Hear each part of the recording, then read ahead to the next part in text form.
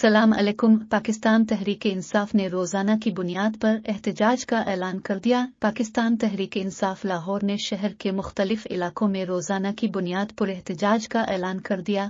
तहरीक इंसाफ हर रोज़ लाहौर के एक सूबाई हल्के में एहतजाज रिकॉर्ड करवाएगी। तफसीलात के मुताबिक लाहौर के 30 हल्कों में बारी बारी एहतजाज किया जाएगा। तहरीक इंसाफ ने तमाम टिकट होल्डर्स को जिम्मेदारी सौंप दी। शेख इम्तियाज महमूद रुकन सूबाई असेंबली कहते हैं, ये फाशिस्ट हुकूमत का काम है। इन हथकंडों के खिलाफ भरपूर एहतजाज करेंगे। लाहौर में बड़ा एहतजाजी जलसा भी करने जा रहे हैं।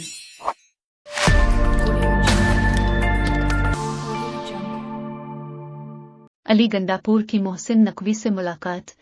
KP के मामलात मिलकर हल करने पर इत्तफाक। वज़ीर आला खैबर पख्तूनख्वा अली अमीन गंडापुर ने वज़ारत दाखिला में वफाकी वज़ीर दाखिला मोहसिन नकवी और वज़ीर तवानाई अवैस लगारी से मुलाकात की।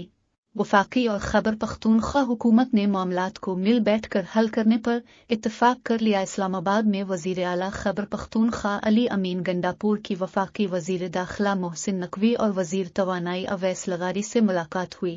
मुलाकात में सूबा खैबर पख्तूनख्वा की मौजूदा सूरत हाल पर तबादला ख्याल किया गया। वफाकी वज़रा और वज़ीर आला खैबर पख्तूनख्वा के दरमियान मुलाकात में लोड शेडिंग, बिजली से मुताल्लिक मामलात और दीगर मसाइल से मुताल्लिक अहम पेशरफ्त हुई और वफाक और KP के नुमाइंदों ने मामलात को मिल बैठ कर हल करने पर इत्तफाक किया। मुलाकात में वफाकी वज़रा और वज़ीर आला खैबर पख्तूनख्वा की जानिब से पीर को दोबारा मुलाकात करने का फैसला भी किया गया।